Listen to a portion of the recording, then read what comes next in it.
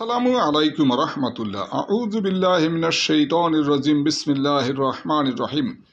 মহান আল্লাহ দুনিয়াতে মানুষকে পাঠাইছে এবং মানুষকে পাঠানোর পরে তাদের জ্ঞানের সমৃদ্ধির জন্য নবী আলাইহিস সালামদেরকে পাঠাইছেন। আর নবী আলাইহিস সালামদের জ্ঞানের সমৃদ্ধির জন্য আল্লাহ পাক নিজে তাদেরকে বিভিন্ন পরিস্থিতিতে শিক্ষা দিয়েছেন এবং মানুষের শিক্ষার জন্য তিনি কিতাব নাজিল করছেন। আল্লাহ পাকের যে প্রেরিত কিতাবসমূহ, এই কিতাবসমূহ সংরক্ষিত রাখছেন আল্লাহ পাক লৌহে মাহফুজে। এখানে 104খানা কিতাব আল্লাহর পক্ষ থেকে নাজিল হয়েছে। এর মধ্যে সর্বশ্রেষ্ঠ 4খান, এটার মধ্যে বিশেষভাবে তৌরিত কিতাব হজরত মুসা আলাইহিস সালামের প্রতি আল্লাহ পাক নাজিল করেন। এখানে এই তৌরিত কিতাবের মধ্যে আল্লাহ পাক 1000 পারা এবং প্রত্যেক পাড়ায় 1000 করে আয়াত, এই হিসাবে 10 লক্ষ আয়াত বিশিষ্ট তৌরিত কিতাব আল্লাহ পাক নাজিল করেন মুসা আলাইহিস সালামের উপরে। এছাড়া ইনজিল কিতাব এইটা নাজিল করেন হজরত ঈসা আলাইহিস সালামের প্রতি এবং জবুর কিতাব নাজিল করেন আল্লাহ পাক দাউদ আলাইহিস সালামের প্রতি।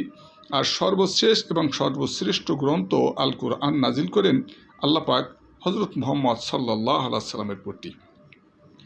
এই যুগে যুগে যে নবী আলাইহিস সালামরা পাঠিয়েছেন তারা যুগের মধ্যে সর্বশ্রেষ্ঠ মানব ছিলেন এবং আল্লাহর পক্ষ থেকে প্রেরিত পুরুষ ছিলেন এবং আল্লাহ পাক তাদেরকে এই কিতাব বা গ্রন্থ এই জন্য দান করছেন যে এই কিতাব মোতাবেক তারা তাদের যে উম্মত আছে তাদেরকে শিক্ষা দান করবেন, অর্থাৎ আল্লাহর পথে তারা কিভাবে চলবে, অর্থাৎ আল্লাহর বিধানসমূহ কিভাবে তারা পালন করবে সেটা সবিস্তারে ওই কিতাবের মধ্যে আল্লাহ পাক উল্লেখ করছেন। এই কিতাবসমূহের মধ্যে আল্লাহ পাক যে জ্ঞান দান করছেন এইগুলি হলো ঐশী এলেম। এই এলেম মানুষের ভিতরে যে যত বেশি অর্জন করবে এবং এর উপরে আমল করবে, আল্লাহর সান্নিধ্য সেই জমানায় সে তত বেশি অর্জন করতে সক্ষম হয়েছে। আর আল্লাহর কিতাবের উপরে সহি এলেম হাসিল করা, এটা একমাত্র আল্লাহর রহমতের মাধ্যমেই মানুষ অর্জন করতে পারে। কোনো মানুষকে যদি আল্লাহ পাক উচ্চ মর্যাদা দান করতে চায় তখন আল্লাহ পাক তাকে কিতাবের উপরে সঠিক জ্ঞান দান করে বা কিতাবের সহি বুঝ তাকে আল্লাহ পাক দান করে। কোনো মানুষের প্রতি যদি আল্লাহ পাক নারাজ হয়, অর্থাৎ আল্লাহর রহমত যদি কোনো মানুষের প্রতি না থাকে, সে যদি বাহ্যিকভাবে অনেক সময় দেখা যায় যে আল্লাহর অনেক নৈকট্য হাসিল করায়, কিন্তু ওই নৈকট্য শেষ পর্যন্ত থাকে না যদি সেখানে আল্লাহর রহমত না থাকে। যেমন ফেরেশতাদের মধ্যে শয়তান দীর্ঘমেয়াদী ইবাদত বন্দেগীতে লিপ্ত ছিল এবং সে ফেরেশতাদের সর্দার হিসাবেও কিছুদিন নিয়োজিত ছিল। এত সত্ত্বেও যখন আল্লাহর হুকুমের বাহিরে সে কাজ করে, অর্থাৎ আল্লাহর হুকুম সে অমান্য করে, তখন সে অভিশপ্ত হয়। তেমনিভাবে বালাম বাউল, অর্থাৎ বালামের বাপ হলো বাউল, অর্থাৎ বাউলের ছেলে বালাম, সেও এরকম বনি ইসরায়েলের একজন আবেদ ছিলেন। তিনি অনেক উচ্চ মর্যাদাশীল আবেদ ছিলেন, কিন্তু কোনো এক সময় আল্লাহর নবীর বিরুদ্ধে আল্লাহর কাছে দোয়া করতে যাইয়া সে দোয়া সে ঠিকভাবে করতে পারেনি এবং তার যে কারামতি যেটা ছিল সেটাও আল্লাহ পাক বিলুপ্ত করে দেন এবং তাকে অভিশপ্ত করেন। এই যে আল্লাহর পথে থাকা এবং এর থেকে বিচ্যুত হওয়া, এই কাজটা মেইনলি শয়তানের দ্বারা মানুষ করে থাকে। আর শয়তান সে আল্লাহর সাথে অঙ্গীকার করছে যে আদম সন্তানদেরকে সে জান্নাতে যাইতে দিবে না, অর্থাৎ পদে পদে অন্তরায় সৃষ্টি করবে এবং তাদেরকে জাহান্নামী করবে। আর আল্লাহর পক্ষ থেকে আল্লাহ পাক জানাই দিছে যে কোনো বান্দা যদি অপরাধ করে বা গুনাহ করে, আল্লাহর কাছে সে তওবা করার সাথে সাথে আল্লাহ পাক তার তওবা কবুল করবে, অর্থাৎ তার গুনাহকে সে খতম করে দেবে, অর্থাৎ গুনাহ তার আর থাকবে না। এই সময়টা সে কত সময় পর্যন্ত পাবে? একটা মানুষের যত সময় পর্যন্ত মৃত্যু যন্ত্রণা শুরু না হবে এর আগ পর্যন্ত সে তওবা করার সুযোগ পাবে। প্রত্যেকটা মানুষের উচিত আল্লাহর রহমতের প্রত্যাশী হইয়া তার দিকে ধাবমান হওয়া, অর্থাৎ মানুষ যে গতিতে আল্লাহর দিকে ধাবমান হয়, আল্লাহর রহমত তার থেকে দ্রুত গতিতে তার দিকে অগ্রসর হয়। প্রত্যেক মানুষ যখন কোনো কথা বলবে সে কিতাবের যে এলেম সেটা জানার পরে কথা বলবে। সে অজ্ঞতাবশত অথবা অনুমানের উপরে ভিত্তি করে কোনো কথা সে বলবে না। সূরা বনী ইসরাঈলে আল্লাহ পাক বলছেন, যে বিষয়ে তোমাদের কোনো ইলম নাই সে বিষয়ে তোমরা কথা বলবে না, এই জন্য যে কিয়ামতের দিন চক্ষু, কর্ণ, অন্তর এইসব জিজ্ঞাসিত হবে। অর্থাৎ চক্ষু যে জিনিস দেখছে সেটা যদি অন্যায় হয় সেটার জন্য তাকে জবাবদিহি করতে হবে। কর্ণ যদি অন্যায়ভাবে কিছু শোনে সেটার জন্য জবাবদিহি করতে হবে। অন্তর যদি অন্যায়ভাবে কোনো কিছু চিন্তা করে সেটার জন্য তাকে জবাবদিহি করতে হবে। এই জন্য রিলেটেড বিষয়ে সূক্ষ্মদর্শী আলেম থেকে জানিয়ে নেওয়া, অর্থাৎ যে জিনিস সে জানে না সে জিনিস সে কারো কাছ থেকে জানিয়ে নেবে। আর যদি না জানে নিতান্তই সে বিষয়ে সে কোনো মন্তব্য করবে না, চুপ থাকবে, কথা বলবে না। তবে প্রত্যেক মানুষের জন্য যে জিনিসটা খুবই গুরুত্বপূর্ণ সেটা হলো যে আলেম বা বিজ্ঞ আলেম তাদের যে কলমের কালি, এটা শহীদের যে রক্ত এর থেকে বেশি দামি হবে।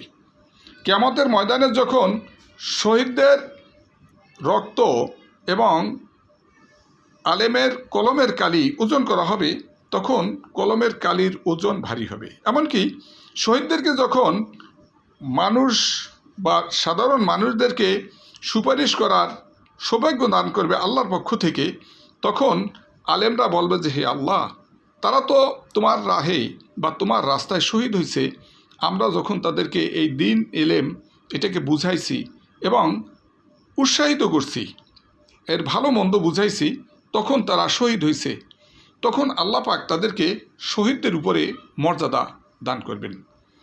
এর থেকেও বোঝা যায় যে মানুষের যে মর্যাদা এটা মেনলি আল্লাহ পাক নিহিত রাখছে তার ভিতরে যে জ্ঞান বা এলেম এর মধ্যে, এবং এই এলেমের মর্যাদা রক্ষা করে চলা এটা প্রত্যেকটা মানুষের জন্য অত্যন্ত জরুরি। নবী আলাইহিস সালামরা যুগে যুগে দুনিয়াতে আসছেন, তাদের প্রতি কিতাব বা সহিহ বা যাই নাজিল হয়েছে সেই অনুযায়ী তারা তাদের উম্মতদেরকে শিক্ষা দান করছেন।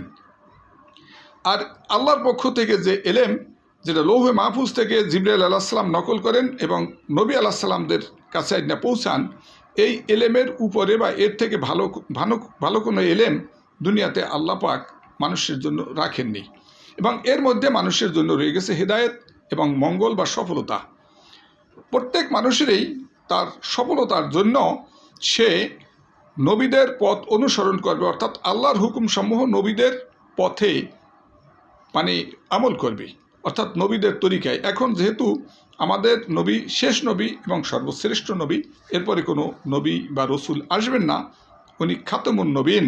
এই জন্য আমরা যে ধর্ম ইসলাম নিয়ে আসি, এই ইসলামের উপরে কিয়ামত পর্যন্ত যত মানুষ আসে সবাই এর উপরে আমল করবে, এবং এইটাই আল্লাহর পক্ষ থেকে আমাদের জন্য নির্ধারিত করে দেওয়া হয়েছে। ইন্নাদ-দীনা ইনদাল্লাহিল ইসলাম, নিশ্চয় তোমাদের জন্য ইসলামকে দিন হিসাবে মনোনীত করা হয়েছে। আর এই দুনিয়াতে আমরা আছি, আমাদেরকে আল্লাহ পাক পাঠাইছে খেলাফতি দায়িত্ব বা প্রতিনিধি স্বরূপ, অর্থাৎ আমরা এই দুনিয়াতে যে আসব এটা আল্লাহ পাক ফেরেশতাদেরকে জানাইছে। আদম আলাইহিস সালামকে সৃষ্টিরও আগে আল্লাহ পাক বলছেন, ওয়াইজ ক্বালা রাব্বুকা লিল মালাইকাতি ইন্নী জাইলুন ফিল আরদি খলিফা। এখানে ফেরেশতারা বিভিন্ন কথা বলছে যে আল্লাহ, আমরা তো আপনার গুণকীর্তন করি সদা সর্বদা, দাঁড়ানো অবস্থায়, রুকু অবস্থায়, সিজদা অবস্থায়, আবার নতুন কাউকে সৃষ্টি করে তারা হয়তো দুনিয়াতে অনিষ্ট সৃষ্টি করবে, এটার কি দরকার? কিন্তু তখন ফেরেশতাদেরকে আল্লাহ পাক বলেন যে দেখো, আমি যা জানি তোমরা তা জানো না। আর এই ক্ষেত্রে যখন আদম আলাইহিস সালামকে ফেরেশতাদের মধ্যে পরীক্ষা নেওয়া হয়, তখন প্রত্যেক ক্ষেত্রে আদম আলাইহিস সালাম কৃতিত্বের সাথে খুবই সুন্দর পারফরমেন্স শো করছে, অর্থাৎ সাউন্ড নলেজ যাকে বলে, এই ধরনের নলেজ শো করছে যেটা ফেরেশতারা দেখাইতে সক্ষম হয়নি। তখন তাদেরকে, অর্থাৎ ফেরেশতাদেরকে, ওখানে শয়তানও ছিল, শয়তানের সহ বলল, তোমরা আদমকে সম্মানের সিজদা করো, অর্থাৎ তাকে তোমরা সম্মান করো এবং সিজদার মাধ্যমে এই সম্মান প্রদর্শন করো। সেখানে ফেরেশতারা আল্লাহর হুকুম পালন করে, অর্থাৎ আদম আলাইহিস সালামকে সিজদার মাধ্যমে সম্মান দেখায়, কিন্তু শয়তান সম্মান দেখায়নি। আর শয়তান সম্মান না দেখানোর কারণে আল্লাহ পাকের রহমত থেকে শয়তান চিরদিনের জন্য বঞ্চিত হয়ে যায় এবং সে আল্লাহর কাছে ওয়াদা করে যে সে আদম সন্তানদেরকে চেষ্টা করবে যে কোনোভাবেই যেন তারা সফলতা লাভ করতে না পারে, অর্থাৎ জান্নাতে যেতে না যেতে পারে। চিরস্থায়ী জাহান্নাম কষ্টের জায়গায় নেওয়ার জন্য শয়তান প্রতিজ্ঞা করছে এবং সে এই চেষ্টা তদবির সে তার জীবদ্দশায় করতে থাকবে। সে আল্লাহর থেকে কিয়ামত পর্যন্ত আয়ুও অ্যাপ্লাই করিয়া নিয়ে গেছে, আল্লাহ পাক সেটা মঞ্জুর করছে। কিন্তু আল্লাহ পাক এটাও বলে দিছে যে আমার বান্দারা যদি কোনো অপরাধ করে এবং সে যদি তওবা করে, তার জন্য তওবার দরজা খোলা থাকবে তার মৃত্যুর আগ পর্যন্ত। কাজেই তুমি তাদের প্রতি যে কারসাজি করবে, ওই কারসাজি কোনো কাজে আসবে না। আল্লাহ পাক বলছেন আলাম আহাদ আলাইকুম ইয়া বানি আদম আল্লাহ তা'বুদুশ শাইতান। কিয়ামতের ময়দানে যখন মানুষ গুনার কারণে আল্লাহর কাছে দণ্ডিত হবে, তখন তারা বলতে থাকবে যে আল্লাহ, এই শয়তানের কারণে আমরা এরকম বিভিন্ন গুনাহ করছি, বরং আমাদেরকে দুনিয়াতে ফেরত দাও। তখন আল্লাহ বলবে যে হে আদম সন্তান, তোমাদেরকে কি আমি বলি নাই যে শয়তান তোমাদের প্রকাশ্য শত্রু? এরপরও তোমরা তার কথা কেন শুনতে গেছো? তোমরা কেন শুনছ? এখানে পরিণিধানযোগ্য আরেকটা বিষয়, যখন আদম আলাইহিস সালাম তার জ্ঞানের ক্ষেত্রে ভালো পারফরমেন্স দেখাইছে, অর্থাৎ সাউন্ড নলেজ শো করতে সক্ষম হয়েছে, তখন ফেরেশতারা বলতেছিল যে ক্বালু সুবহানাকা লা ইলমা লানা ইল্লা মা আল্লামতানা ইন্নাকা আনতাল আলিমুল হাকিম। যে আল্লাহ, তুমি মহাপবিত্র, তোমার পবিত্রতা বর্ণনা করতেছি, কারণ অন্তর্নিহিত যে তাৎপর্য এটা তুমি ভালো জানো, এটা আমরা আসলে এত কিছু জানি না। তুমি যে আমাদেরকে যতটুকু জ্ঞান দান করছো, এর বাইরে আমাদের কোনো ইলম নেই। এখন সুবহান শব্দের অর্থ পবিত্র। আল্লাহ পাকে মানে একটা গুণবাচক একটা নাম হলো সুবহান।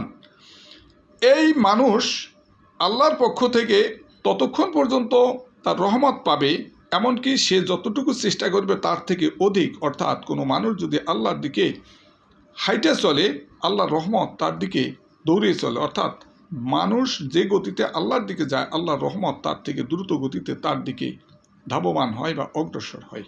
এজন্য আমাদের আল্লাহর রহমতের প্রত্যাশী হওয়া উচিত এবং আমাদের চিন্তা ভাবনা করা উচিত যে কী করণীয় এবং কী বর্জনীয়। বর্তমান সময়ে মানুষের মধ্যে দিনের যে একটা তাসির, সেটা অনেকটা কমে গেছে।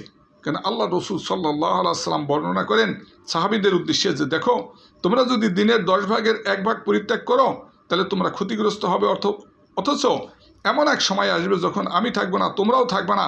তখন উম্মত দিনের ব্যাপারে বিভিন্নভাবে সন্দেহের মধ্যে পড়ে যাবে, বিভিন্ন সমস্যার মধ্যে পড়বে।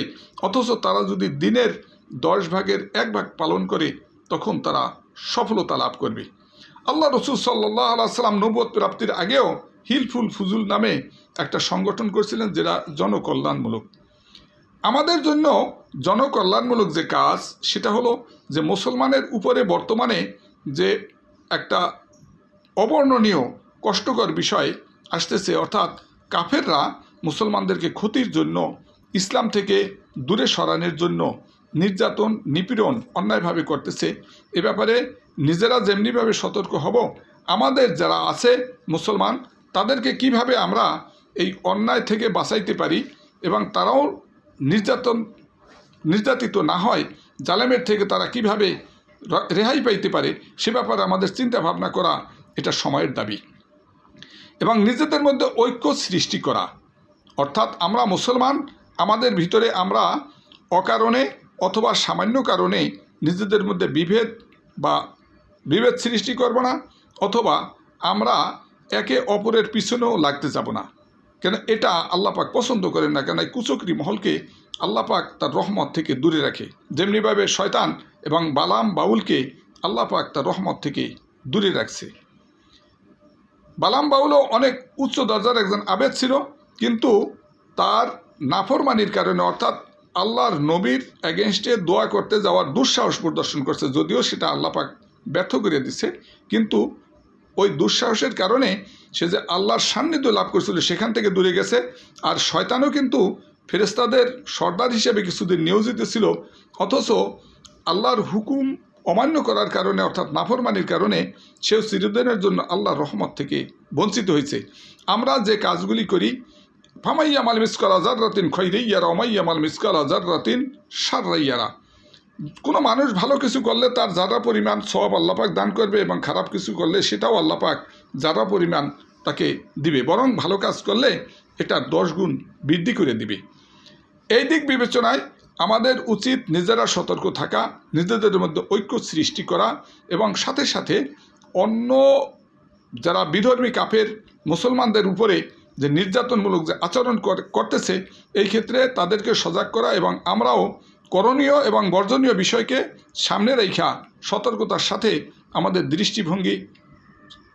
দৃষ্টিভঙ্গির মধ্যে পরিবর্তন আনা এবং ইমানি চেতনায় বলিয়ান হয়ে সামনের দিকে অগ্রসর হওয়া। আমাদের ভাঙ্গে পড়লে চলবে না, বরং আমাদেরকে এইটা স্মরণে রাখতে হইবে যে আল্লাহর রহমত আমাদের সাথে আছে, এবং আল্লাহর রহমত এই বান্দার বা মুসলমানের পক্ষে থাকবে, এটা কিয়ামত পর্যন্ত থাকবে। যেহেতু শয়তানকেই সে আল্লাহ বলিয়ে দিছে যে এদের মধ্যে ত্রুটি বিচ্যুতি থাকলে তারা যদি তওবা ইস্তেগফার করে বা ক্ষমা চায়, আমি তাদের ক্ষমা করব।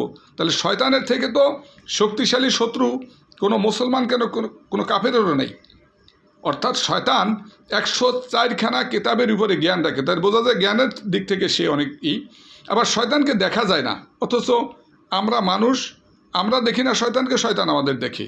আবার শয়তানের চলার জন্য এই কোনো বিমানও দরকার হয় না, অথবা নৌযানও দরকার হয় না, সে বাতাসের সাথে চলতে পারে, চোখের পলকে অন্তরালে থেকে চলে যায়, এবং মানুষের ভিতরে সে মানুষের অজ্ঞাতেই তার ভিতরে কুমন্ত্রণা দান করার মতো সুযোগ পায়। যখন মানুষ আল্লাহর ধ্যানে লিপ্ত হয়, অর্থাৎ আল্লাহর দিকে তার মনোযোগকে রাখে, তখন শয়তান তার উপরে প্রভাব বিস্তার করতে পারে না। এই জন্য আমাদের অন্তরকে আমরা পবিত্র রাখব, ভালো কাজে আমাদের সময় এবং চিন্তাকে ব্যয় করব, এবং অন্য মুসলমানের যাতে ক্ষতি না হয় সেই দিক বিবেচনায় আমাদের করণীয় কাজগুলি অবশ্যই আমরা করব। নিজেদের মধ্যে ভ্রাতৃত্ব বন্ধন, ঐক্যের বন্ধন, এটা বজায় রাখব। সাথে সাথে আমাদের সতর্কতার জন্য, কুফরি শক্তির এগেনস্টে চলার জন্য আমাদের যে শক্তি বা অন্যান্য যে সমস্ত সরঞ্জাম দরকার, সেই জিনিসগুলিও আমরা যথাযথভাবে সংগ্রহ করব, এবং আমাদের মানসিকভাবে তৈরি থাকতে হবে। যে কোনো মুহূর্তে গাজওয়াতুল হিন্দ অথবা ইমাম মেহেদির পরবর্তী যদি কোনো যুদ্ধ বিগ্রহ হয়, অথবা ঈসা আলাইহিস সালামের আবির্ভাবের পরে যদি কোনো যুদ্ধ বিগ্রহ হয়, তাতে আমরা এবং আমাদের পরবর্তী প্রজন্ম যে মুসলমান আছে তারাও যেন মানসিকভাবে তৈরি থাকে। আমাদের ইমানি চেতনাকে বলিয়ান করা দরকার, এবং রিলেটেড জ্ঞান বা সাউন্ড নলেজ এইটা আমাদের এখন খুবই জরুরি। কারণ হলো এই মুহূর্তে কোনো মানুষ যদি অজ্ঞ থাকে, we should not be in a dark to know the actual cause of human. একটা মানুষের জন্য করণীয় যে কাজগুলি আছে সেই জিনিসগুলি সম্পর্কে আমরা অবশ্যই অন্ধকারে থাকব না, বরং আমরা আল্লাহর সাহায্য কামনা করব, সাথে সাথে সচেতন হব।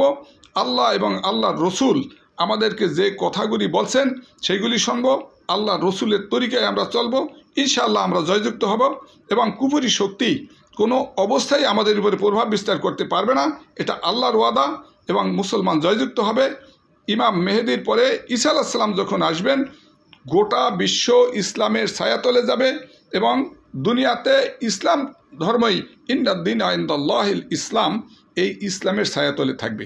তবে ইমাম মেহেদি এবং পরবর্তীতে ঈসা আলাইহিস সালাম তারা আমাদের লিডার হিসাবে এখানে কাজ করবেন। আল্লাহ পাক আমাদের সবাইকে সহি বুঝে আমল করার তৌফিক দান করি।